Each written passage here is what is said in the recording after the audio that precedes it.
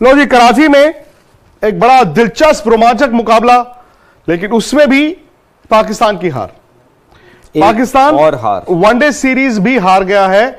और यहां तो पाकिस्तान ने 280 रन बनाए थे भाई, 280 रन बनाए थे, और न्यूजीलैंड ने 2 विकेट से यह मुकाबला जीता है। 2 विकेट से 281 रन उन्होंने बनाए हैं, जबकि मैच में 11 गेंदें खेली जानी बाकी थी। बड़ा दिलचस्प मुकाबला था, सीरीज डिसाइडर था, और यह सीरीज भी पाकिस्तान 1-2 से अपने घर पर हार गया है। बिल्कुल। और देखिए, पाकिस्तान जैसे आपने बोला बड़ा रोमांचक मुकाबला था।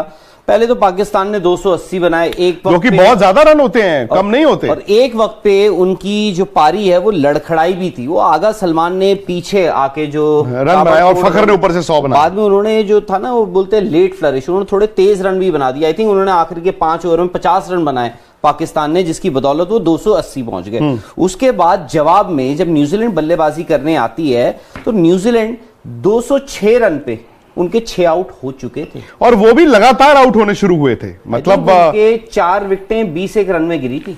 16-20 रन में उनकी 4 विकेटें गिरी, और न्यूजीलैंड हो गया था 206 पे 6 विकेट के नुकसान पे 206 रन थे। उसके बाद पाकिस्तान को लगा होगा, यहां पे भी हम लोगों को लगा कि यार ये मैच जो है वापस पाकिस्तान की मुट्ठी में आ गया है। पर वहां पे आते हो ग्लेन फिलिप्स, यार क्या बैटिंग किया ग्लेन फिलिप्स ने यार, मतलब उन्होंने बनाया जी अनबीटन 63, कितनी बॉलों में 42 जी। वो भी एंड पे थोड़े से स्लो हो गए। हाँ, 4 चौके 4 छक्के।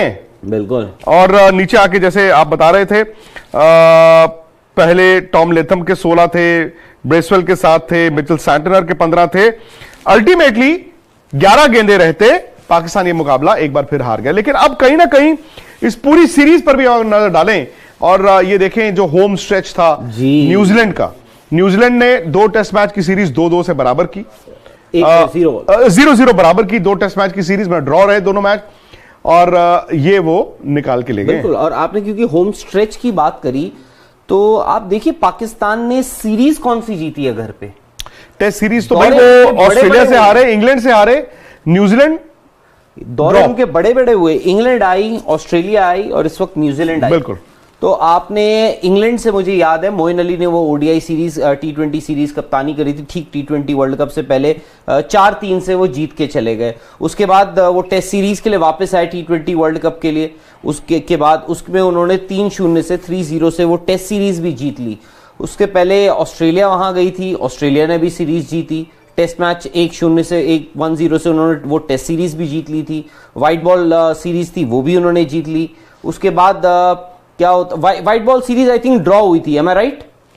व्हाइट बॉल सीरीज ड्रॉ, जी 2-2 ड्रॉ हुई थी व्हाइट बॉल। इंग्लैंड से ये हार गए थे, इंग्लैंड से तो वर्ल्ड कप से पहले इंग्लैंड से सब कुछ हार गए। एक्चुअली वहां पर ना बवाल बड़ा मचा हुआ है। बाबर आजम ने जो पिछले मैच में कंपैरेटिवली स्लो बैटिंग, अब वहां पर लोग कहते हैं यार बाबर आजम का यही खेलने का अंदाज है, रन भी बनाए लेकिन स्लो रन्स थे।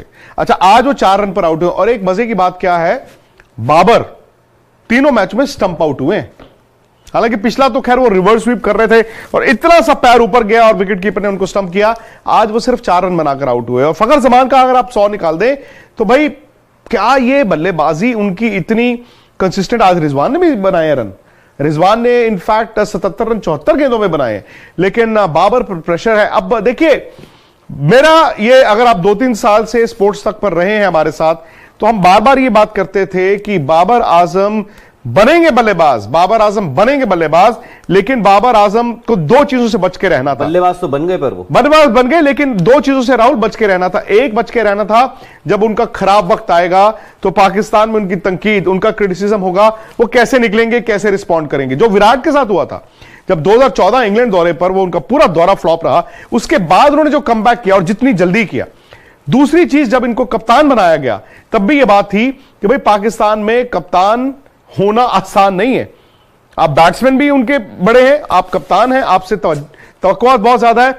और वहां पर पीसीबी में जो शेकअप हुआ उसके बाद आप देख ही रहे हैं, अब तो यहां तक बात हो रही है, कोई कह रहा है जी बाबर यहां की कप्तानी छोड़ देंगे, बाबर वहां की भी छोड़ देंगे, नहीं छोड़ेंगे तो हटा दिए जाएंगे। तो मुझे लगता है कि बाबर के साथ या तो पाकिस्तान क्रिकेट बोर्ड ने संयम नहीं बरता, या फिर यहां से बैठ के हमें पता नहीं चलता कि बाबर की कप्तानी में वो कमी दिखती है। वो बल्लेबाज टॉप के हैं, लेकिन कप्तान राहुल वो ढीले हैं।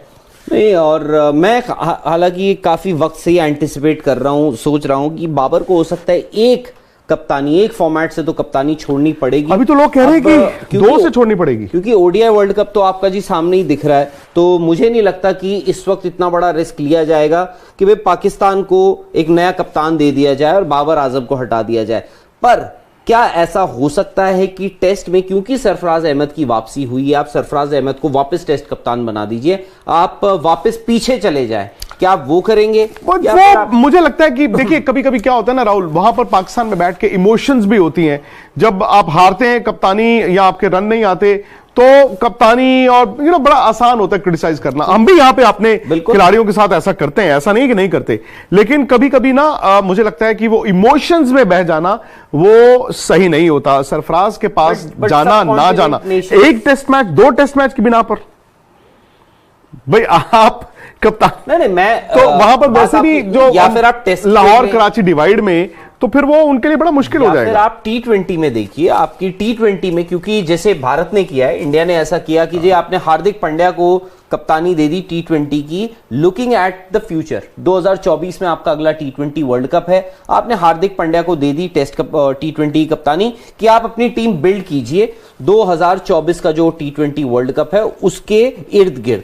और उन्होंने आज, जैसे आपने देखा होगा स्पोर्ट्स तक पे, कि स्क्वाड भी अनाउंस हुए हैं। रोहित और विराट आज भी जो न्यूजीलैंड का जो होम सीरीज होनी है न्यूजीलैंड के खिलाफ, उसमें आज भी उनकी जगह T20 में नहीं है, T20 में उनकी जगह नहीं है। तो क्या पाकिस्तान ऐसा कर सकता है? ऑफ कोर्स बाबर आजम को हम ये नहीं बोल रहे, या ऐसा मुझे नहीं लगता कि होगा कि बाबर आजम को आप क्रिकेट ही छुड़वा दीजिए, T20 फॉर्मेट ही छुड़वा दीजिए, बट क्या आप उनसे उनकी कप्तानी लेके मेरा ये मानना है राहुल कि बाबर का कंपैरिजन मैं सचिन तेंदुलकर के जो पहला उनका जो स्टेट था एज कैप्टन 96 से 97 उसके साथ देखता हूं। दुनिया के बेहतरीन बल्लेबाज सचिन थे, नंबर 1 ही थे। बाबर भी दुनिया के अच्छे बल्लेबाजों में से उनका शुमार है। सचिन भी रन बनाते थे, बाबर भी रन बनाते हैं। टीम नहीं जीतती थी, इधर पाकिस्तान की टीम नहीं जीतती है। और क्या होता था ना, सचिन एक यंग कप्तान थे, वो 23-24 साल की उनकी उम्र थी। हालांकि इंटरनेशनल क्रिकेट वो अरसे से खेल रहे थे, लेकिन वो इतना क्रिटिसिज्म उन पर डल गया था कि उनको 1 साल बाद यहां से कप्तानी छुड़वा दी गई थी। मोहम्मद अजरुद्दीन वापस आ गए थे। आई थिंक मुझे कंपैरिजंस ना बाबर के ये जो स्टिंट है कप्तानी का, वो सचिन के स्टिंट से मैं उसको कंपेयर करना चाहूंगा, बिकॉज वहां पर भी कुछ ऐसा ही था और यहां पर भी ऐसा होता है। लेकिन कभी कभी क्या होता है ना कि इस तरह के हालात में, इस तरह की सिचुएशन में अगर आप उस कप्तान को, उस खिलाड़ी को बैक करते हैं, थोड़ी देर और देते हैं, थोड़ा वक्त और देते हैं, तो कभी कभी आपको डिजायर्ड रिजल्ट पे मिलता है। बिकॉज आनन फानन में बहुत ज्यादा चेंजेस जो हैं वो अच्छे नहीं होते। ऐसा नहीं है कि उनकी क्रिकेट बहुत अच्छी चल रही है, उन्होंने वर्ल्ड कप जरूर खेला था। और मैं इसीलिए मतलब कभी कभी ये गलती हम भी करते हैं, वहां पे भी हो रही है। रमीज राजा साहब जो हर इंटरव्यू में बोलते थे $1 बिलियन टीम को हराया, $1 बिलियन टीम को हराया, यार वो मुनासिब बात नहीं थी।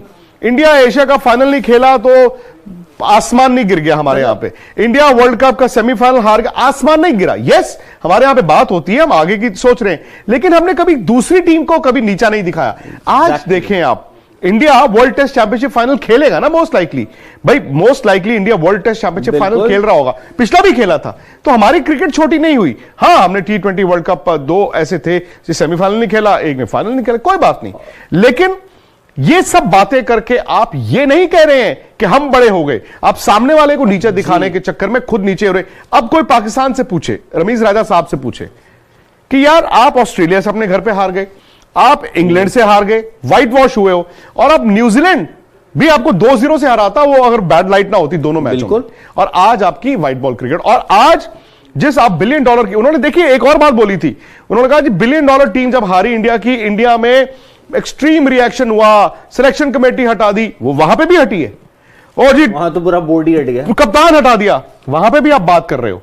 कम से कम हमारे यहां पे बोर्ड उस तरह से नहीं हटा था जो आपके यहां हटा। तो मतलब मुझे लगता है कि पाकिस्तान के जो अब क्रिकेट चलाने वाले हैं, या वहां का मीडिया है, या जो वो वहां के फैंस हैं, आई थिंक यही तो आपका टेस्ट है। अगर आप ये कह रहे थे कि बाबर हमारा हीरो है, तो भाई थोड़ी देर दे दो ना बाबर को, और थोड़ी देर आप दे दो। ये मेरा मौकिफ है, मैं आई कुड बी रॉन्ग। नहीं हो सकता है, ठीक है, आप बोल रहे, आपको ये लगता है कि बाबर आजम को आप कंटिन्यू करवाएं। मेरा यह मानना है कि Babar Azam is too good a batsman, उनको थोड़ा सा ना रिलीफ दिया जाए, उनसे एटलीस्ट एक फॉर्मेट की कप्तानी उनको कहा जाए, उनको समझाया जाए। क्योंकि आपको अगर आप किसी से कप्तानी लेते हैं ना, उसमें थोड़ी सी एक इनसिक्योरिटी भी डेवलप कर देते हैं कहीं ना कहीं।